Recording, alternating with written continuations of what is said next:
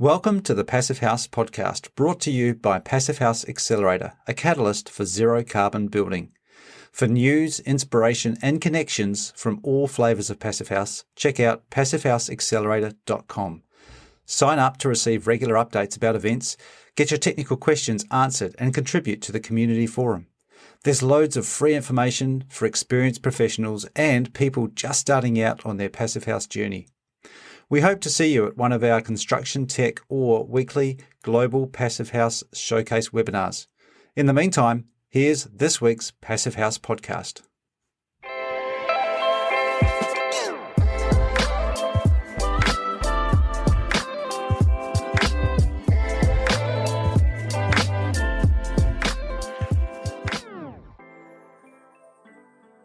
And welcome back to another episode of the Passive House podcast. I'm Matthew Cutler-Welsh coming to you from Auckland in New Zealand. And we've got Zach joining us this week.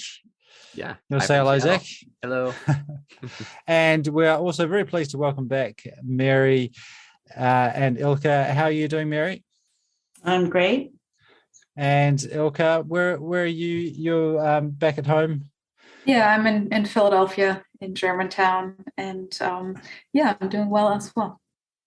All right, and brought us yet again another fantastic leading female from this space, doing some really cool stuff in sustainable design, and starting to get into passive house projects as well. So really excited to get into your chat with Katie. But before we do, Zach, we got some people to thank.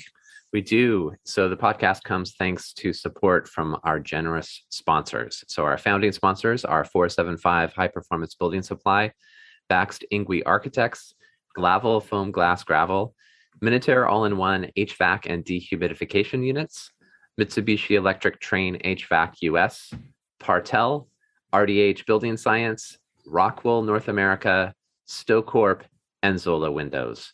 Our champion sponsors are Icon Windows and Doors and SIGA, and our stakeholder partner is NYSERDA, the New York State Energy Research and Development Authority. So thank you, sponsors.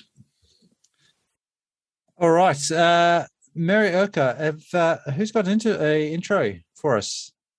Well, I can go ahead and do that. Katie Ackerly is with David Baker Architects. She's the sustainable design lead, and she's also an industry thought leader. And she had a really solid grounding in building science and energy efficiency policy. And she's an architect. So it's great to have all that combined in one person. Absolutely. All right, well, let's get into it, and we'll see you on the other side.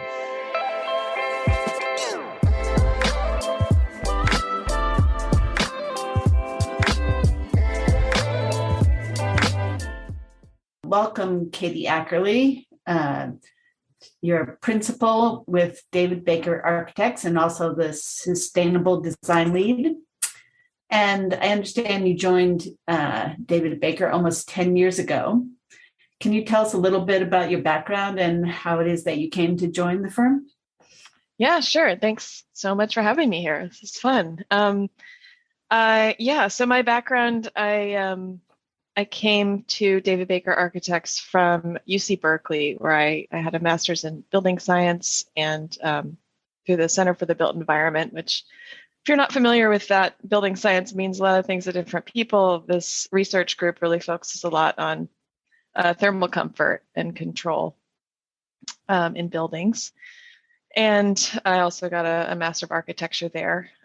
Prior to that, I worked at ACEEE, American Council for an Energy Efficient Economy, doing energy efficiency policy in buildings.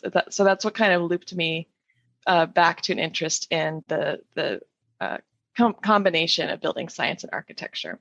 So what is the work that you do there now? And has your position evolved since you started working there until now?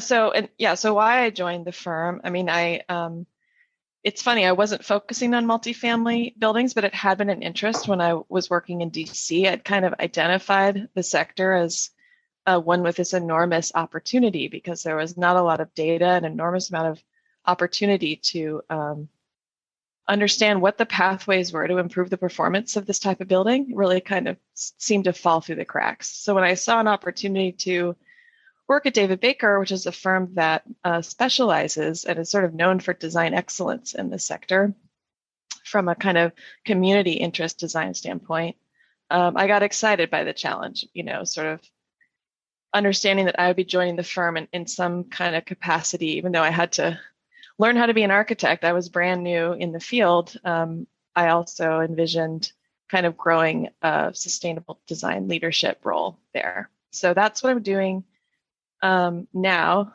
And that really, it includes a lot of things. Orienting the firm's vision, looking at anything from, how we are positioning ourselves, sort of the outward facing aspect of how we talk about sustainable design and housing, how that fits in the broader sort of green building community, how that fits in the housing advocacy community. All of that kind of outward thought leadership is really important to my job, but then also on design teams, advising design teams on how to improve the performance of their projects. And we have a lot of motivated staff who are really eager to learn anything from how to do some simple analysis up front early on in design, to just like how to do a better job coordinating with engineers and contractors to make sure what's delivered is sort of optimal. And David Baker Architects has a sustainability framework that you use. Is that something that you were primarily responsible for developing? And can you talk a little bit about what the elements are in that? Yeah, sure. It came from a challenge. A colleague in the office said, I really would love to know just like, what are the hills we die on? Like if I am really having trouble advocating for sustainability, especially as we expand our practice beyond California. A lot in southeastern states, or we're less familiar with, we're still kind of learning what the key factors are and to kind of maximizing performance, whether it's really understanding, being literate in how the construction industry works, and what the kind of regulatory environments are, what the incentive opportunities are. I'm sort of digressing, but we're faced with these challenges and we really have to stay nimble in how we approach sustainable design on projects. It's really not enough to go into a room with a client and a contractor and say, we're the firm from California and this is going to be a sustainable project. So we really need an authentic way to talk about what we're doing here. And if we take the challenge seriously of, we have a housing crisis, and we have this huge demand for housing. We have a climate crisis. And if we take seriously the notion that these are really one problem, then does that call us to kind of frame our approach differently? So the framework, to answer your question, is a series of critical questions that we want to ask of a project. So I think my jumping off point is, the green building movement has historically, and it's comprehensive and it's been wildly successful, but it's still thinking of a building as a series of components to be improved. And, so energy, water, materials in these categories. And what our framework does is we don't want to create a new checklist. We don't want to reinvent any wheels, but we want to kind of recommit to remind ourselves what we're doing here. How does this building going to improve lives? How does this building create a sense of refuge, a connection to place, a sense of belonging for the residents? How does this building secure a sense of control over one's environment? Are we identifying invisible hazards and targeting invisible hazards? And that one is really about identifying all the real ways in which chemicals that make their way into the building materials that we use are really way less regulated than they should be. And it makes a huge impact on the fundamental thing we're doing, which is creating housing. Housing's not just four walls and a roof. It's a foundation from which everybody that basically determines, your health, your ability to prosper, your ability to adapt in a changing world. All of these things go back to housing. And so we need to just kind of remind people, these are the critical questions of housing. That's actually the heart of sustainable design. So you said that the housing crisis and climate crisis should be addressed as one problem. Can you explain that a little bit more? Sure. I mean, it does. It goes back to that idea that you can't really think you're solving the climate crisis if you're not creating buildings that are at the same time securing people's fundamental right to have a safe and secure place and healthy place to live.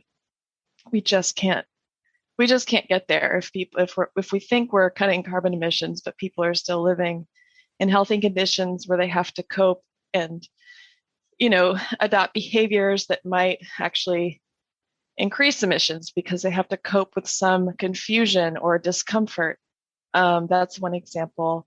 But it's also looking at the context of housing, that the carbon footprint is complex. It's never just about the building because people live someplace or another. So it's also about the land use context and the transit context of how a building is enabling people to participate in, clean and affordable transit and economic participation. So I see that as really foundational. And I think I think what it gets to is that it's probably true of most building types in most sectors, that the buildings we're working on have a fundamental role that they're playing because they are a part of how we operate as a civilization. And so kind of identifying what's that core value to society and making sure we are leveraging that essentially. Yeah, I always find it very interesting that, for example, the Living Building Challenge also has the beauty paddle, because just kind of to acknowledge that only a building that's beautiful or that people really like to be in is a building that's being taken care of. So therefore, it's sustainable in a way that, everyone takes care of it. So I feel like that kind of fits in that, kind of understanding as well. Yeah, it's really true. I mean, on a more technical side, I've been focusing on the social side, but it's also a recognition that, and I've been writing about this a little bit, in multifamily housing, in our experience, the energy problems and the carbon problems are much less about technology as they are about these kind of fundamental changes in the status quo. Like commissioning is surprisingly rare in multifamily buildings. I really don't understand why. There's a lot of really good reasons, just like other buildings, to do not just the central systems, but the residential systems. And it really doesn't happen very much. And just that little extra attention to things like verification, it's not only, I think, has most likely a bigger impact for less cost and risk in terms of subjecting, housing developers and residents to, emerging technologies. But it's also just more impactful probably. So how do you make sure that buildings are commissioned, that the owners are keeping up with it? Because that's typically not part of the architect's work scope, right? Well, on an ongoing basis, no. But this kind of construction phase commissioning, we really have to advocate it from consultant procurement, because the commissioning agent plays a role in the design review, and that also just creates a more robust and streamlined, process.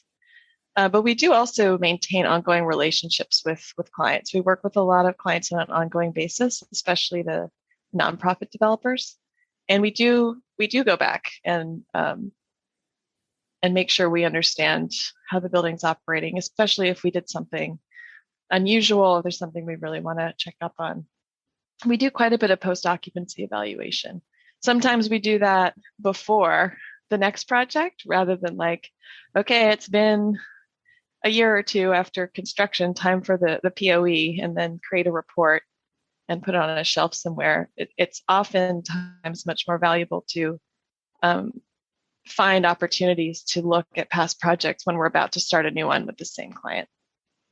So do you make sure then that the building maintenance people are educated to, look after these new systems? Because they're filters that probably weren't there before, but that are really important to be checked once a year. Right. It is a work in progress. The intention is there, but again, like fighting inertia or just how things are done, especially at the end of a project, no one really wants to be creative. So, I'm working on a project right now where we're really paying special attention to not just, handing over the manual, but really considering, okay, how does the owner and the operator, the on-site, facilities person, what do they need to know about the intent of the building, and setting up those trainings. So especially as we've been doing more all electric projects, and now the majority of our portfolio is all electric. And as they come online, they will all have sort of dedicated soft landings framework, as I've heard it referred to, especially around the central heat pump water heater. Something else that we're doing is, which I'm really excited about, is we have a graphic designer on staff who's helping us develop resident information packets that are, again, more than just sort of like a printout of text that you give, to the resident, and they might have like an orientation even, but over time they sort of throw it in the drawer. And these are sort of like really legible, easy to understand, and kind of interesting to look at one-pagers that inform them about everything from what to do in a smoke event, which we have a lot of in California, or a heat wave, how to control their HVAC systems just on an everyday basis and in these special circumstances. Where their fresh air comes from, what's heating, cooling their space, how to control their thermostat, but all the way to sort of how they, how to dispose of their trash. And just kind of have that in a nice, easy to understand packet. So we'll see. This is sort of the first time we're doing that. Within the Passive House community, there's been a lot of talk about, training manuals, occupancy manuals. So that fits really well with Passive House, because for many residents of Passive House projects, there are new systems to get used to. How has I know you're a certified Passive House consultant. How long ago did you do the training, and how did the training affect your work there at TBA? Yeah, interesting question. I love this question. I took the training about 5 years ago. For me, it was really a great opportunity to kind of do a deep dive again in that kind of hard fundamentals in building science. And since then, I recommended it broadly within my office. And we have a couple of other people that have taken me up on that. But when it comes to staff accreditations, I think by far that's the most rich. Not that we're all going to be leading Passive House projects and operating in that capacity, but it's just because it's such a great deep dive primer on these fundamental principles. So it's been, to be perfectly honest, how extensively I can apply especially the kind of principles around envelope assemblies or using Woofy Passive on a project, especially the analysis. Honestly, I came back thinking, I'm going to be able to use Woofy Passive on all of our projects just to kind of see. And that proved harder than I thought it would be. But, it's Passive House is, I think it's really just a fundamental way of approaching what you're doing, right? Like you're focusing on the details of the envelope. You're putting your money and your time and investment in the kind of fundamental bones of a project. And as we become better at, firming up details and making sure everyone's aware of kind of our standard details, best practices, those are getting in there. I'm really pleased though that we're finally doing a passive house. It's not been a very common thing as we do sort of mid-rise multifamily in the Bay Area, and it hasn't really been taken up by many clients as something they want to look at. But we finally are in Santa Cruz and Harvey West Studios. Really excited about that. So we're even just through that process, we're going to be able to learn a lot more hands-on as those principles apply to the building type we work on specifically, and be able to leverage that across our portfolio. That's exciting. Yeah. Can you tell us a little bit more about that project? It's great. It's 100% permanently supportive housing in Santa Cruz, so housing formerly unhoused. And the ground floor includes a wellness clinic. And it's a part of a campus, too, of other services for supporting the homeless population in Santa Cruz. The client's working with a company on how to create a microgrid out of that campus and incorporate backup power in conjunction with, the solar array on our project, but as well as the other buildings, to really plan for some of these outage events that we've been seeing. They're more susceptible in that site location to these public safety power shutoffs that we get at fire season. And so they're really targeting Passive House as a means to secure health, indoor environmental quality for the residents, and long-term operational resilience in conjunction with to kind of meet the needs of their program. And they're pursuing non-traditional financing for this project, which is also helping them stay nimble. Sometimes the tax credit structure kind of ties the hands of nonprofits and sort of what investments they can make during construction. And this is built in modular construction, right? That's right. And the third prong is that it'll be factory built. That's right. Mm-hmm. So how's that experience been? So far, I think it's been successful. We have an ongoing relationship with Factory OS, which is the local factory in Vallejo. I think we're just starting conversations about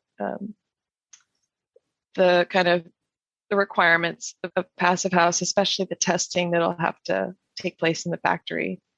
And similar to how I hope, this project can kind of be leveraged across our portfolio in terms of basic design and details, I'm hopeful that we'll have a similar impact on factory and the practices that they'll have to observe for this project. And hopefully they'll see that they're good practices in general. And that's their first Passive House as well? I believe so. Yeah, so it's going to be quite tricky to figure out all the details, the on-site air sealing as well, right? Are you working together with them on figuring all this out? Yeah, I haven't been as privy to those conversations recently. I have to give a shout out to Will Bloomer, associate at our office, who's doing a fantastic job leading that project. Yeah, great.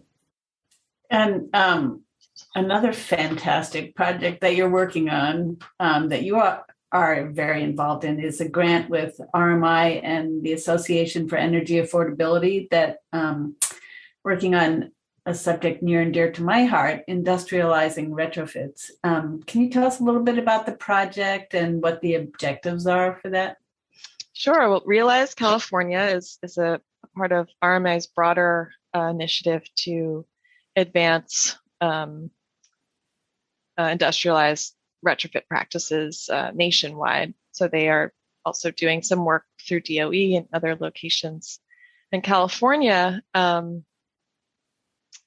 the kind of the sector that we're targeting is affordable multifamily. It turns out that vast majority of affordable multifamily that's existing is low rise in more rural and suburban locations, kind of older than 1990, let's say 1950 to 1990, is a really large percentage of building stock.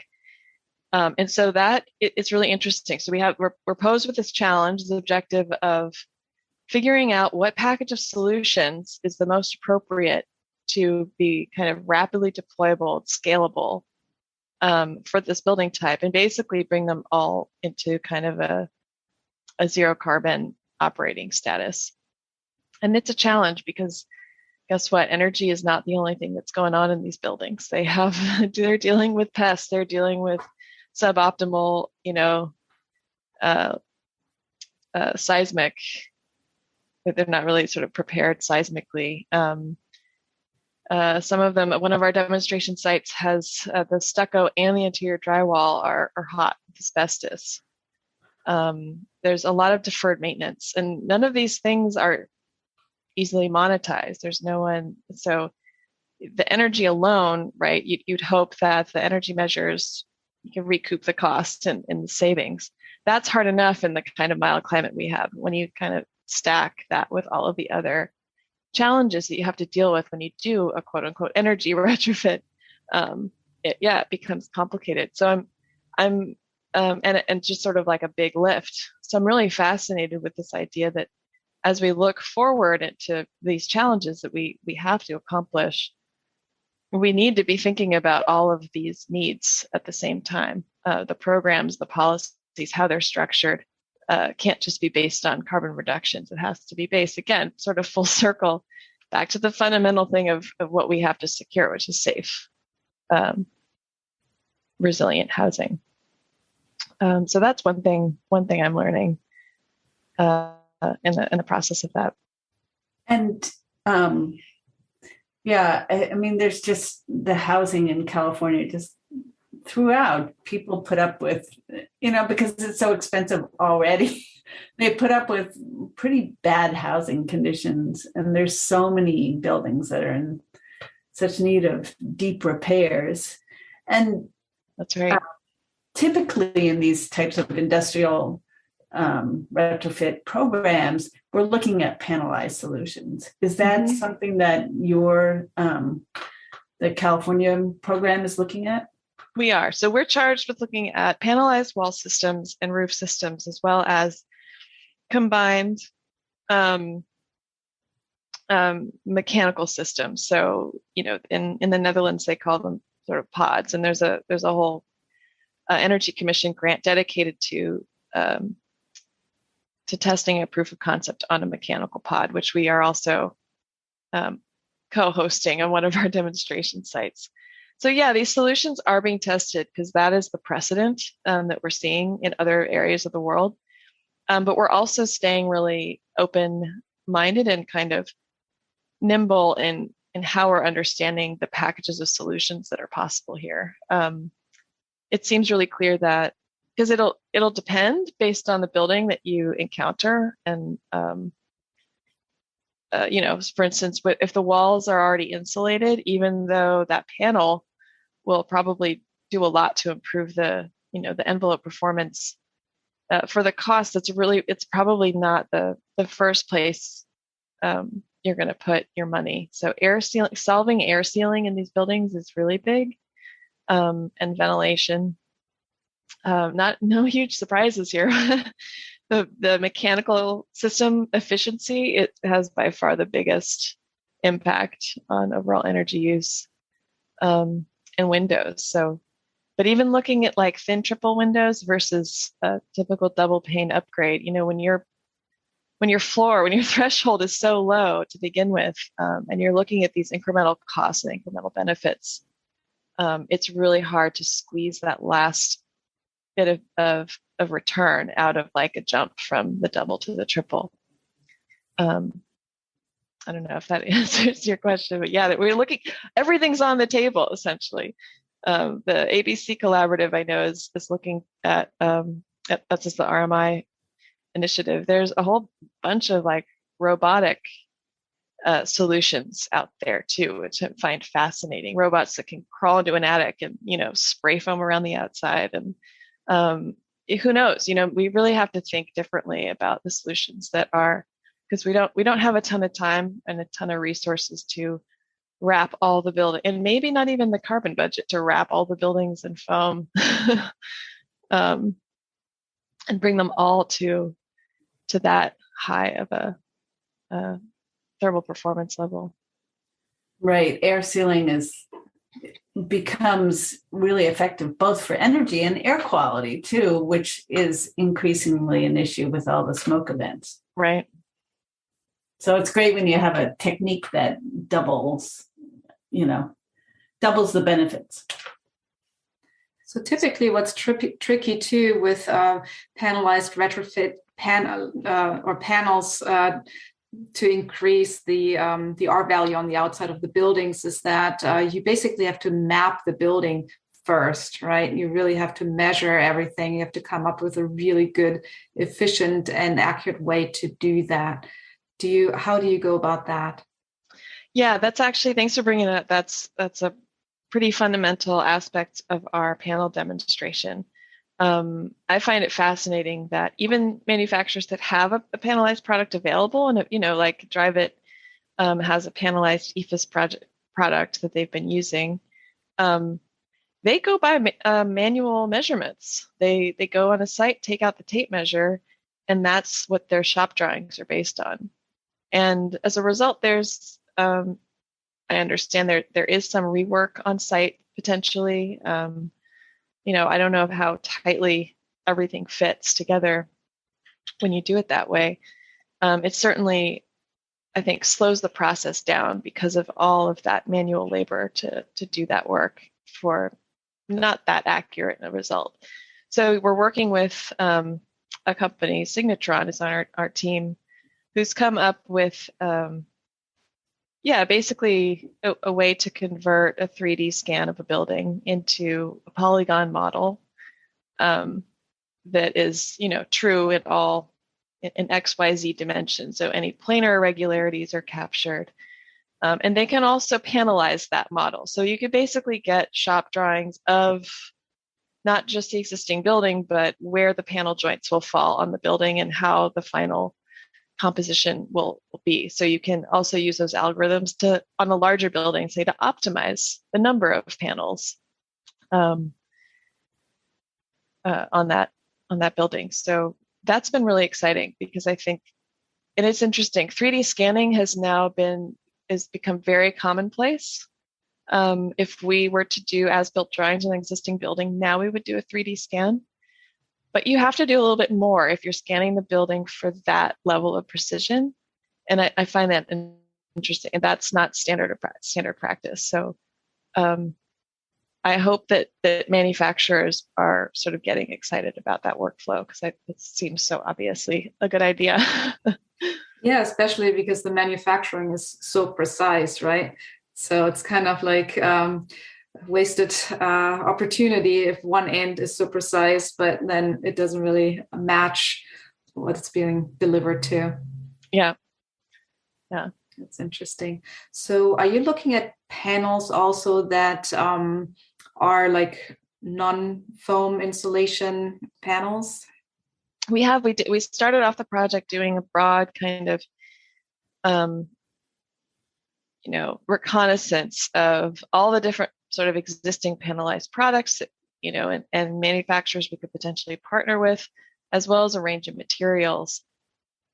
And, we've been focusing on these lightweight wood frame California buildings. So you're already kind of limited in terms of what products you can use.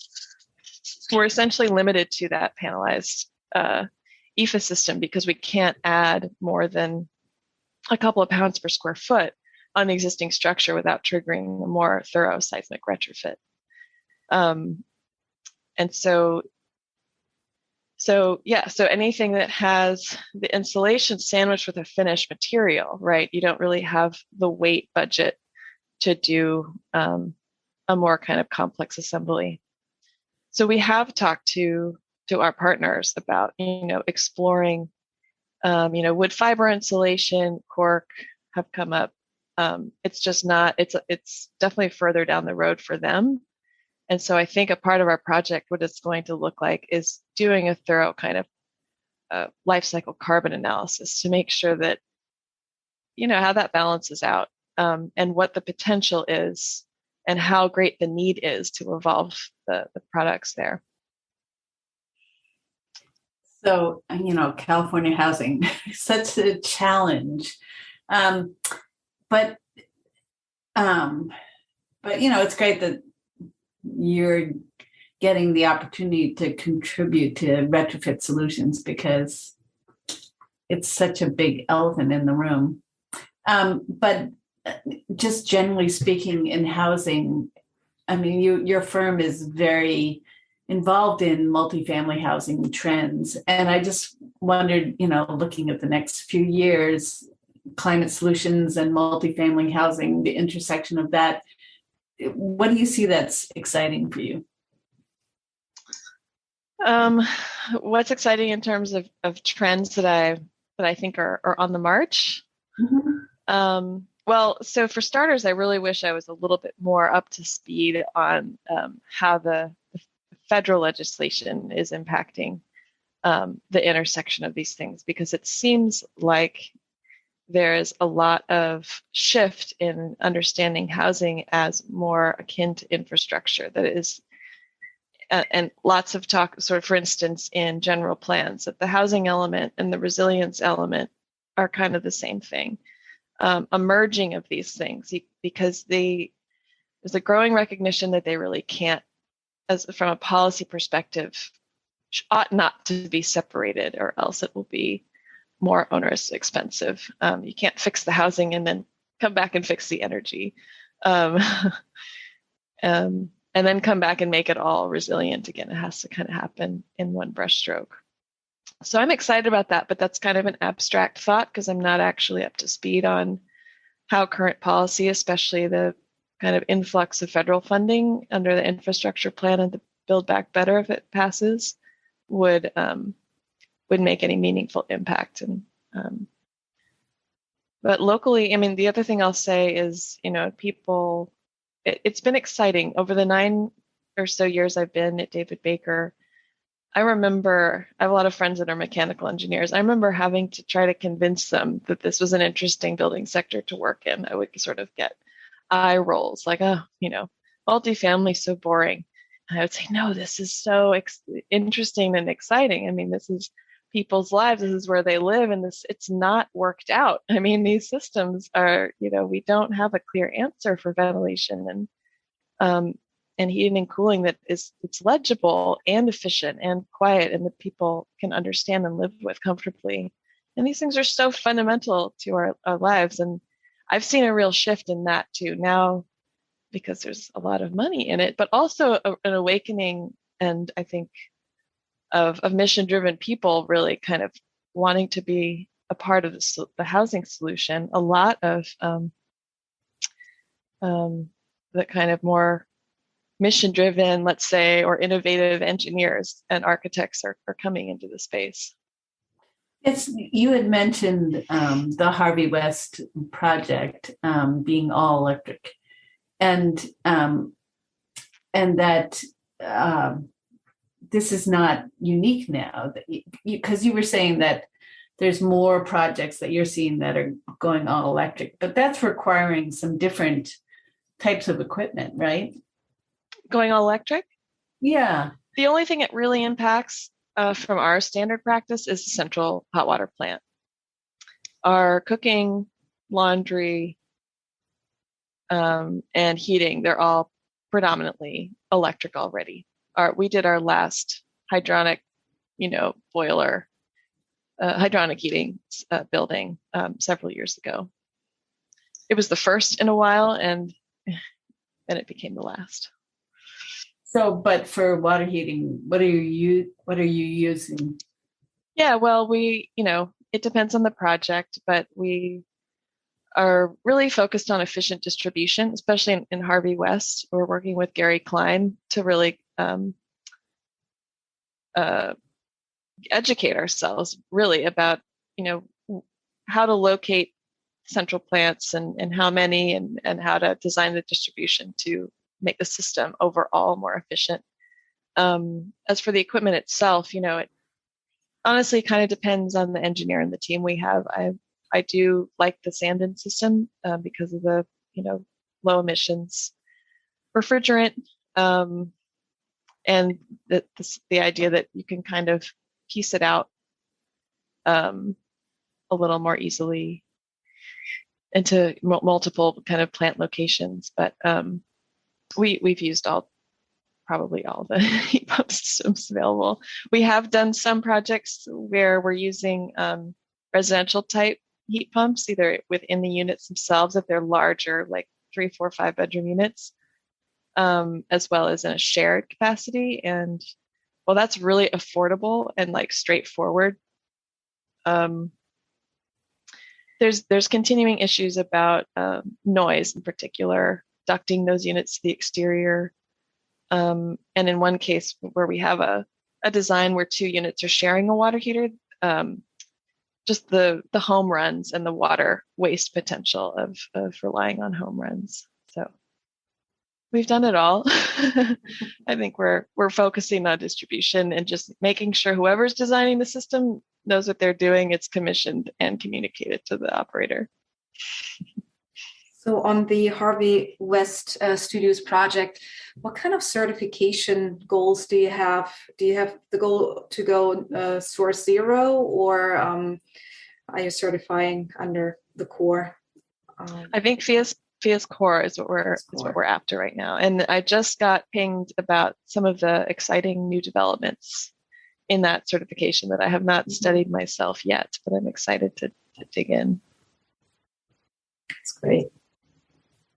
I think that project's really going to be a great example for multifamily housing here in our area, because, it's answering a lot of needs, as all of your projects that you work on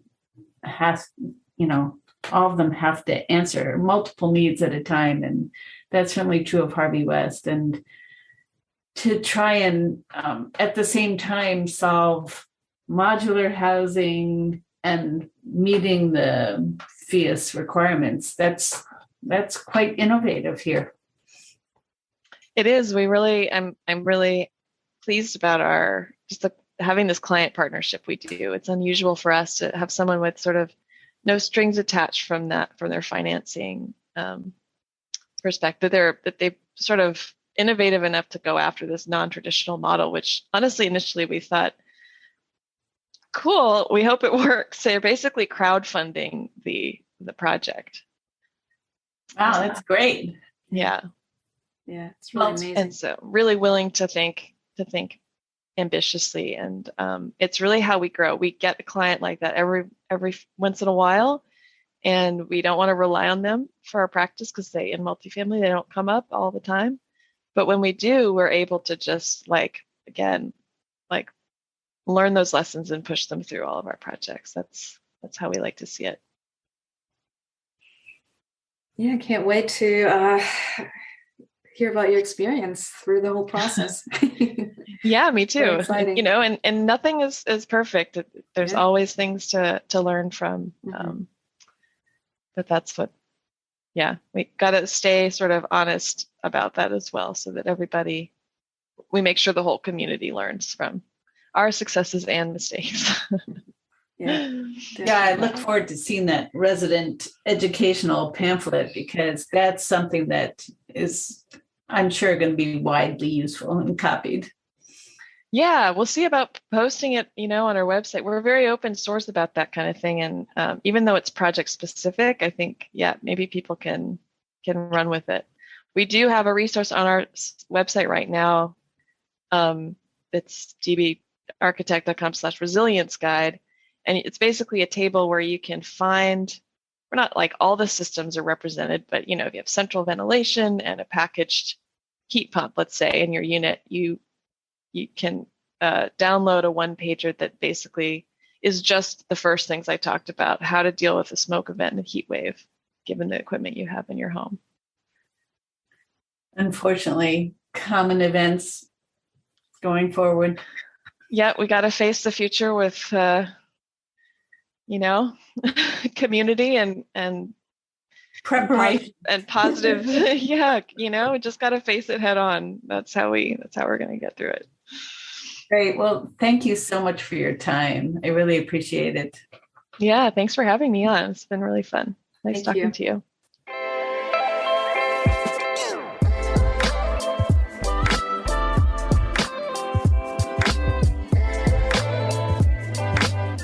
And that was Katie Ackerly there. Thank you, Mary and Ilka, for that great chat. Let's go to you, Mary, first. What were your big outtakes from that?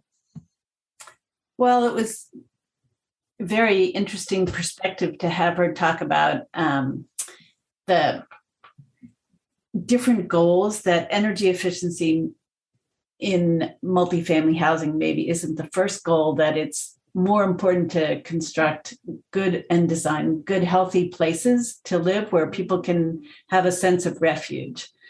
And, I think that's a good perspective, especially looking ahead to, when you're constructing buildings that people are going to live in for decades to come, and how important resiliency and surviving extreme weather events, and especially smoke events, and here in California, it's a really good point. Yeah, I like that she said their houses are more than just four walls and a roof, and thinking about that sort of more holistic idea of what the purpose, what the real purpose of housing is. What about for you, Ilka? Yeah, I would, I guess, continue with that theme where it's really interesting that it's kind of talked about that people take care more of houses that they like to be in or live in, so that you can look at it as another way of sustain, or part of sustainability. That sustainability is not just looking at energy efficiency, but also just creating a really comfortable and nice to live in place. So when people take care of where they live, the building ultimately lives longer, and therefore it's more sustainable. And I just really like the her perspective that you can't really separate, the housing crisis from the climate crisis as well. Yeah, you kind of have to look at it both at the same time. Yeah, which is potentially overwhelming, but the other way of looking at it is that it's great that we can solve multiple problems at once if we do it well. And I think we're seeing more and more that Passive House is a really good vehicle for doing a lot of that work. I really like that she has experience in other aspects as well. And you mentioned Living Building Challenge and that idea of bringing beauty or seeing other benefits beyond Passive House in making buildings more sustainable. Something that stood out for me was around the idea of commissioning, which is something that's really common for industrial commercial buildings, where you get a specialist to come in and check that the fans are doing what they're supposed to and the temperature and the thermostats are all working properly. As houses get more and more of these similar systems and relatively complex in some ways, it's, I think, more and more important that we do some sort of commissioning alongside post-occupancy evaluation, which they're not that common in residential buildings, but I'd really like to see that happen more and more, particularly around ventilation, because it's very easy to specify a fan that has a certain flow rate, but the flow rate of a ventilation system has a lot more to do with the overall system in that location, not just the fan that's driving that. So I'm a big fan of commissioning. I didn't mean to make a dad joke there, but that was well there you go. Zach, what about you? Well, a couple of things. One, I was struck by the fact that when Mary asked about electrification in the buildings that Katie's working on, that it was clear that domestic hot water, like that everything else has been electrified, and domestic hot water is kind of the most recent or the hottest topic in that area. And I know that that's the case. Like I know from, say, the work that Mike Stefan is doing in the Pacific Northwest with Welsh Construction, that's also true. So it was nice to hear that that they're working with Gary Klein, who has been on the Passive House Accelerators Construction Tech a couple times, talking about, he's just so expert and really achieves revolutionary energy efficiency, or not energy efficiency, rather water conservation gains with his really efficient distribution system design. So that was cool to hear about, and just a reminder of how important domestic hot water is as we do passive house multifamily. And then I want to get my hands on the communications pieces they're putting together, because it's the idea of putting together really clear kind of owner's manuals or occupant manuals for folks is I think a really smart. And I'm always thinking about like how do we communicate about all of this, and it'd be fun to see what they've come up with. Yeah, I think that's such a good point, that we kind of assume people know how to drive their building and how to operate a home or anything, any part of a building, and it's not necessarily the case. And right. It requires different ways of operating a building under different conditions. Exactly. I mean, I think typically it should be easy to operate a passive house, right? It should be something that just sort of runs, you set it and forget it. But there are times like when it's with these wildfire events, and there's some special kind of, I guess, use cases that it'd be nice to have some guidance. I know that we could use some guidance in our old drafty 1905 house during those times. Yeah. So. Mary and Ilka, anything you want to wrap up with? Well, I just, again, wanted to return to the RMI Realize California project that Katie's involved in. I thought that was interesting because, when a lot of industrialized retrofit programs are looking for panelized solutions, and it's not like they're not, but it was clear from what she said that it's possible that panelization is not going to be a solution they're going to be able to deal with, because there's the problem of the weight of the panels and trying to attach it and how it affects the seismic capabilities of the building. And just, again, it sort of goes back to basic building science, that air sealing and replacing the mechanical systems might be the most practical, cost-effective solutions for these buildings that have so many deferred maintenance issues. Yeah. And she picked up on the idea about foam, and it's tempting to just wrap up a building with foam, but there are other implications around that as well, particularly around carbon. What about yourself, Ilka? Well, I'm just really curious how their new construction is going to work out with by using modules, right? Because that's they are being built and delivered by Factory OS, and I don't think they've built a passive house so far. So it's going to be a big learning curve on every side, and it's going to be really interesting and awesome to watch. Yeah. After this interview, I toured Factory OS, actually, because it's not that far from me. And this will be the Harvey West project will be their first passive house project. And they're going to definitely have to implement some new practices in order to deal with air tightness. And it's a great, I was really impressed at Factory OS by